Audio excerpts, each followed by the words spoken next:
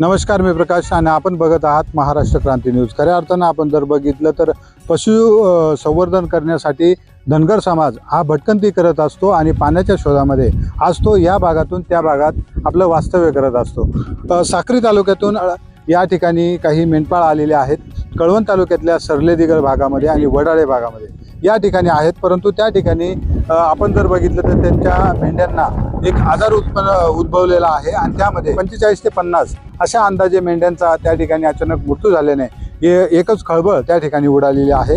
त्याबाबत महाराष्ट्र क्रांती न्यूजने काल त्यांच्या सांगण्यानुसार एक वृत्त प्रसारित केलं होतं आणि अजून काही मेंढ्यांचा मृत्यू त्या ठिकाणी झालेला आहे अशी माहिती मिळाल्यानंतर महाराष्ट्र क्रांती न्यूज त्या ठिकाणी पोहोचलेले आहे आणि एकंदरीत तिथला आढावा त्यांच्याशी बोलून आपण घेणार आहोत। आपल्या सोबत ते मेंढपाळ आहेत, त्यांच्याशी आपण चर्चा करणार आहोत। नक्की प्रशासनाने त्यांच्या मेंढ्यांवर काय उपचार केलेत आणि त्यांना काय मार्गदर्शन केले हे त्यांच्याकडून जाणून घेणार आहोत। मेंढ्यासाठी तू साक्री तालुक्यातून आमच्याकडे पाण्याची टंचाई भेटते, त्याच्यामुळे इकडे मेंढ्या करता उन्हाळ्यात आम्हाला ह्या देशाला यावं लागते। पण शासनाने एवढं करावं की आम्हाला तात्कालिक उपचार किंवा मेंढ्या मरल्या तर काल 38 मेंढ्या मेल्या, आजपासून अजून परत मेल्या, मृत्यू काही थांबत नाही। शासनाने तेवढी मदत जाहीर करावं। हे प्रकरण झाल्यानंतर तुम्ही पशु विभागातील डॉक्टर असतील त्यांना सांगितल्यानंतर त्यांनी काय उपाययोजना? त्यांनी उपचार केले, त्यांनी सांगितलं भरपूर केला उपचार, पण काही मरण अजून थांबत नाही। काय सांगाल, एवढ्या मोठ्या संख्येने मेंढ्यांचा मृत्यू होतो आणि आर्थिक नुकसान तुम्हाला पोहोचत आहे, शासनाला काय विनंती कराल आणि याच्यावर उपाययोजना काय कराव्यात असं काय वाटतं? शासनाला सांगायचं मेंढ्याला असं राहिले।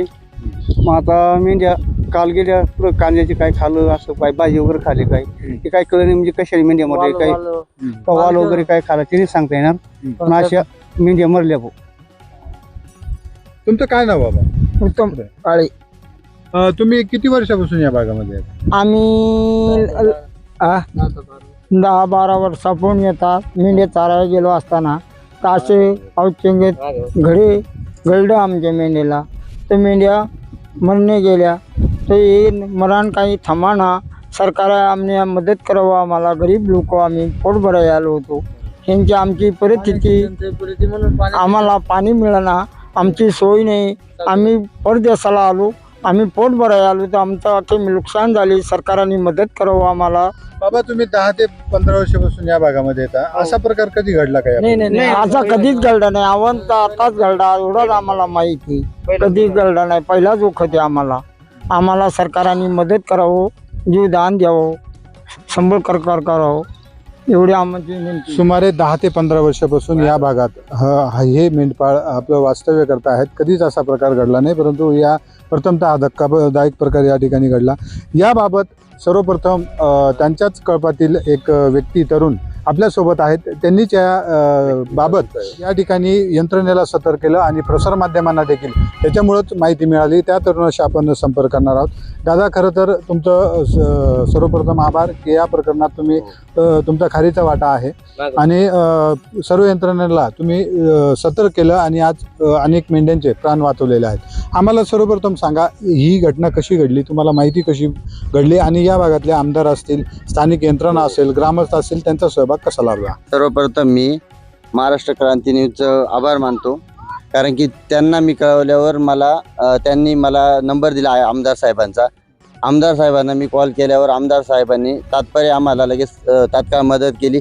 आम्ही जे सरकारी अधिकारी, पशु अधिकारी होते त्यांना कॉल केला, ते आमचे कॉल उचलत नव्हते, उचलल्यावर बी ते येता येता असेच म्हणायचे। सकाळी मला 8 वाजता माहिती भेटली, बालूभाऊनी मला फोन केला की बुवा विकास दादा मेंढ्या खूप मरत आहे माझ्यावाल्या। मग मी तिथे गेलो, घटनास्थळी गेल्यावर त्यांच्या मेंढ्या जमतेम 35च्या आत बाहेर मेंढ्या मरून झालो, तेव्हा 35, म्हणजे नंतर आकडा मोजला आम्ही।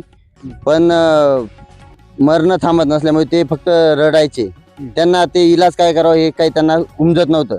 मग आम्ही नितीन दादांना कॉल केला, आमदार साहेबांनी आम्हाला खूप मदत केली, त्यांचं पहिलं आभार मानतो। त्यांनीच एवढं पुढं यंत्रणा पाठवली।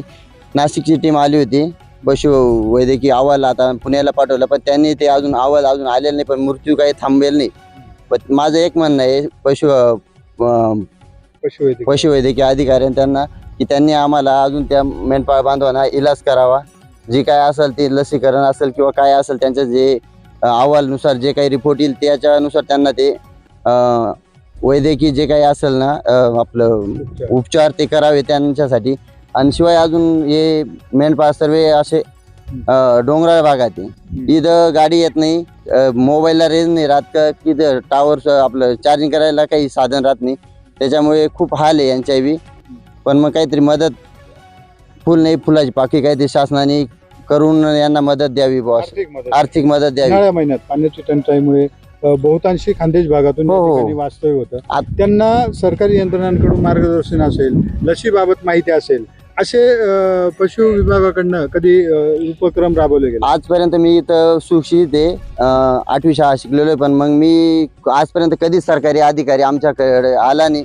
एक विरव्या कंपनीचं एक काय असेल त्यांचं काय व्यवसाय असेल, MR म्हणतात का काय म्हणतात ते असतील, पण ते परवीन जाधव सर कधी आले तर ते आम्हाला माहिती देतात विरव्या कंपनीचे. पण कोणत्याही आपले सरकारी अधिकारी कधी आले नाही का कोणत्याही याच्या यंत्रणा, शासकीय यंत्रणा कधी माहिती दिली नाही. कधी आम्ही शासकीय सरकारी दवाखान्यात डबा घ्यायला गेलो तर डबा सुद्धा देते नाही, पैसे मागतात उलट आमच्याकडनं. असं बी आम्हाला अनुभव आलाय. पण आता आम्हाला तर कधी सरकारी दवाखान्यात, पण आम्ही जे डबे वगैरे आणतो मेंढ्यांना ते खाजगीतूनच मेडिकलवरून भेटेल तेच, मेडिकलवाला जे सांगाल तेच औषध आम्ही आणतो. पण सरकारीचं काय आम्हाला उपयोग नाही. असं काहीतरी मदत केली पाहिजे सरकारी सरकारने. यंत्रणांनी मदत केली पाहिजे. हो, आता एवढा या मेंढपाळाचं जवळजवळ 12 ते 15 लाखाचं नुकसान झालेलं आहे.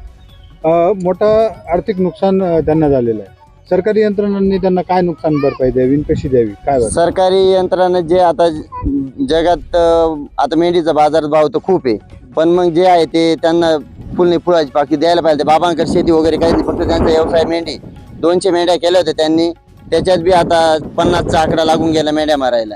आता 150 मेंढ्या राहिल्या, त्यात ते मुलांचं काय खातील काय, महागाई वाढून जायले. काहीतरी त्यांना मदत केली पाहिजे सरकारने.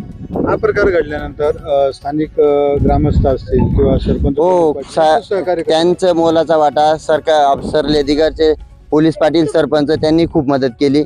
पण टायमावर टीम आली नाही, लेट आली. सरकार वैद्यकीय अधिकारी सर्व टीम आली पण लेट आली. त्यांनी ते बी आता नाशिकहून यायला वेळ लागला, पण मग केली त्यांनी मदत जेवढं प्रयत्न करायचं तेवढं. पण त्यात आता वाचलेलं आहे, आता 81 मेंढ्या वाचलेल्या आहे. पण त्यांना काय ना तेवढं इलाज करायला पाहिजे. ते आता बाधिक आहे, त्याच्यावर काय निर्धार, काय उपचार आहे, नेमकं काय आजार आहे ते उत्पन्न, ते जे अहवाल आल्यानुसार त्यांनी ती माहिती देऊन सर्वांना सतर्क करावा. किंवा यांची लागण दुसऱ्या मेंढ्यांना होऊ नये किंवा जीव जनावराला कशाला होऊ नये. नेमकं पाण्यापासून झालं का चाऱ्यापासून झालं ते माहिती कळायला पाहिजे. त्याच्यानंतर इलाज करायचा. हा, इलाज करायला पाहिजे. मग किंवा सर्वांना माहिती बी दिली पाहिजे ना का बुवा अशापासून असं थांबून घ्या का काही करा बुवा असं. मावशी, काय नाव तुमचं? दुलाबाई. कुठून आलात? आम्ही साखरेवरून आलो बाबा. काय प्रकार घडला? मेंढ्या मारल्या, किती? 50 मेंढ्या मारल्या. 50 मेंढ्या. हा. कशामुळे मेल्या काही कळलं? आता कांदा खाला का वाल खाला, काही खाल्लं नाही, काही त्याच्यामुळेच झालं. डॉक्टर वगैरे आले होते? आले होते. शासनाला काय विनंती करायला लागली? मग आता शासनाला विनंती केली, आम्हाला हे मेंढ्याची हे व्यवस्था करा. भरपाई मिळावी. भरपाई मिळावी. तुमच्या सोबत कोण कोण आहे? सगळं कुटुंब आलात? हा, कुटुंबच आलंय बाबा. लहान लहान मुलं वगैरे? लहान बोलले आमचे बारी बारी. किती वर्षापासून येतात? आम्ही 10-15 वर्षापासून येतोच. कधी असा प्रकार नाही, घडला? असा प्रकार झाला नाही आम्हाला. पहिल्यांदाच घडला? हा, पहिल्यांदा गेलं बाबा. निश्चितच आपण जर बघितलं तर अशा प्रकारे धनगर बांधवांचं हे दुःख आपण या ठिकाणी बघतो आहोत. आपण जर बघितलं तर मोठमोठे बंगल्यावाले, गाड्यावाले बघितले, परंतु आपण जर बघितलं तर अशा पद्धतीने त्यांचा रहवास असतो. अशी झोपडी असते आणि उघड्यावर त्यांना ऊन वारा पाऊस याची तमा न बाळगता हा धनगर बांधव आपल्या कुटुंबाचा आर्थिक उदरनिर्वाह या ठिकाणी करत असतो. आपण जर बघितलं तर या अशा मेंढ्या आहेत आणि अशा मोठ्या मोठ्या मेंढ्यांचा जो कालचा 38 आकडा आणि आजचा 5चा म्हणजे 43 मेंढ्यांचा मृत्यू या ठिकाणी झालेला आहे. जवळजवळ पुण्याला पाठवलेला आहे.